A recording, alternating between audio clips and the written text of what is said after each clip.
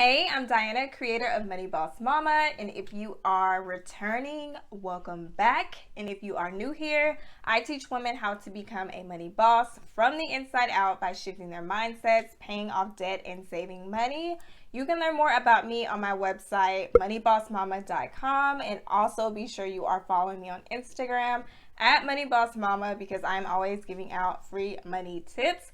But this video is going to be talking about how to budget when you have irregular income. So I know that people who are not on salary, they often have income that fluctuates. So it can be a little intimidating to try to create a budget or follow a budget whenever you don't really know how much money you are going to be bringing to the table. So I'm going to give you a few tips that you can use to make budgeting a little easier. But before we get started, be sure to like this video, subscribe, click the notification bell so you do not miss any of my weekly uploads, and let's get started. So budgets all together, they are super intimidating to a lot of people, and it can be really intimidating when you have irregular pay because it's like, how are you supposed to create a spending plan when you don't really know how much money you're going to be bringing to the table? So when it comes to actually plugging in or recording your income in your budget,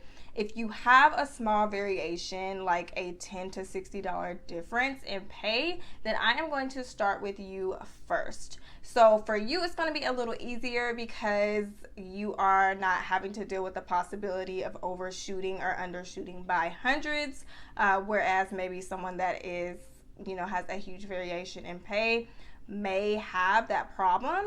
But for you, you can go one of three ways. The first way I like to recommend is to gather your last 6 pay stubs and then identify your smallest paycheck. And you can use that smallest paycheck as the income you will document in your budget. So depending on how your budget frequency is, if it's going to be monthly and you get paid bi-weekly, if your smallest paycheck is $800, then obviously you will plug in $1,600 in your budget since you are budgeting monthly. Now, I will say whenever you identify your smallest paycheck, you want to ask yourself, if anything out of the regular happened, such as you got sick and you had to miss a few days. That doesn't typically happen. If that is the case, I don't recommend using that paycheck. Just go on to the smallest one.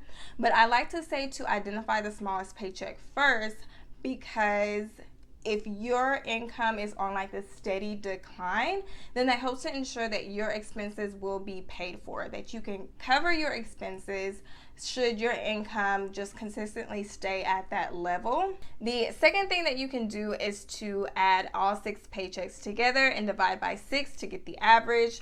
And once upon a time, I did have irregular pay and I used this tip or strategy and it did work pretty well. But for me, I don't just like using one set amount. So I did add in a little buffer. Doing this is completely up to you. It's just whatever you feel comfortable with. It's just going to depend on your personal preference. And the third thing that you can do is to just identify your smallest paycheck and use that as a guideline. So looking through our 6 paychecks, let's say that we determine that there is typically a $20 to $30 difference in pay. So depending on your smallest paycheck, you will add that general difference in pay to that amount. So if your smallest paycheck is $800 and you have a general difference of $20 to $30 per paycheck, you can add that $20 or $30, making it $820 or $830, and just plug that into your budget and use that as your baseline. Okay, so now if your pay varies greatly, so we are talking about hundreds here, obviously the tips and strategies that we went over before may not work for you. It may not be enough to keep you afloat. So what I recommend is to get your account ahead. So whether you are getting your account ahead by a month, 2 months, 3 months, it's just going to depend on your unique situation and your personal preference. But I recommend gathering like your last 6 paychecks, pay stubs, or your income over the last 6 pay periods, and look through for any trends of decline. So if you notice that your income has been steadily decreasing, especially now since we are in like the wackiest year ever, then I recommend setting back more than just 1 month. And the amount that you set back is going to depend on how much you need to go about your day to day. So if you want to set back, maybe let's say we just set back 1 month, you will need to include the amount that's going to allow you to live as you are right now. So don't try to cut corners with this. You want to go about your regular day to day. Oh crap. Since the sole purpose of these funds is to be used as a buffer, I don't recommend putting it in an account with your other expenses and income. You want it to be completely separate. So I recommend putting it in a separate bank account. And I like to call it the wacky pay account because it's wacky pay. Your pay varies. And this way, you don't have to worry about, using the funds that should just be used as a buffer on some type of expense. Now, when it comes to the amount that you will actually record in your budget, just as we did before, I recommend gathering the last 6 paychecks or pay stubs and using the average as your baseline.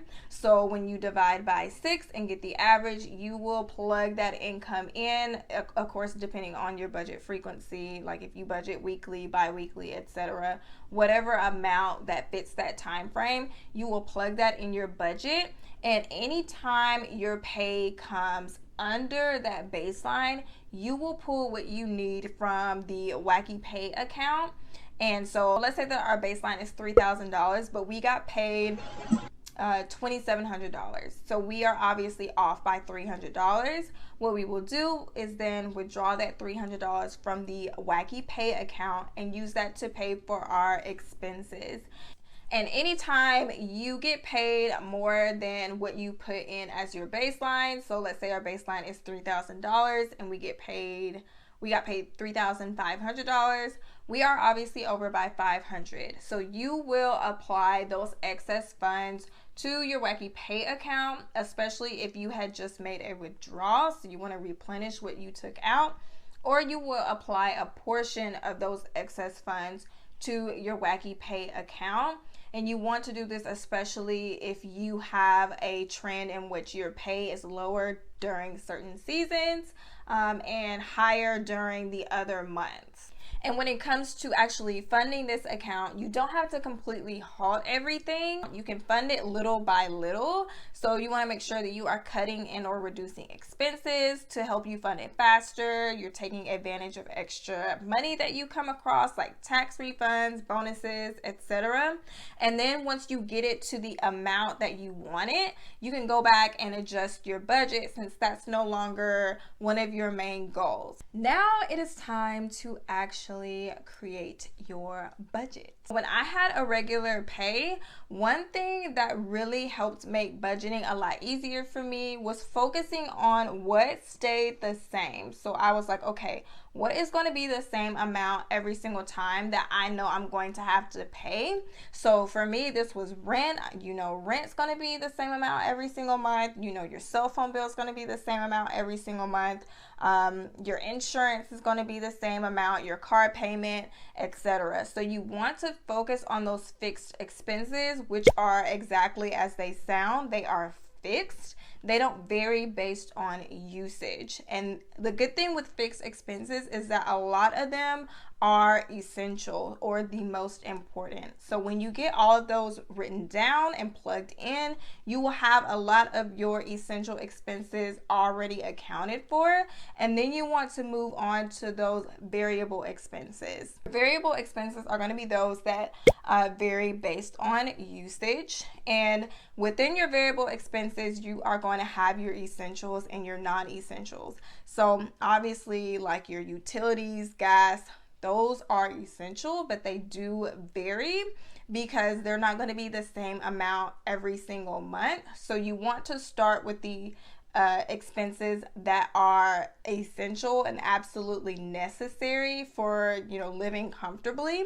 And then you want to move on to those expenses and work your way back to those that are more discretionary. Now, I do want to note that your budget is never going to be set in stone. It should be a living, breathing document, because as your lifestyle changes, your expenses change, your income changes, your budget's going to need to change as well. So if you're not really feeling confident with it now, just continue to go through the motions of following your budget, and then do your weekly or however it is that you're budgeting. If you're budgeting bi-weekly, make sure to do your check-ins just to review everything and make sure that what you actually spent is aligning with what you put in your budget, just so you can kind of see what is working and what isn't working.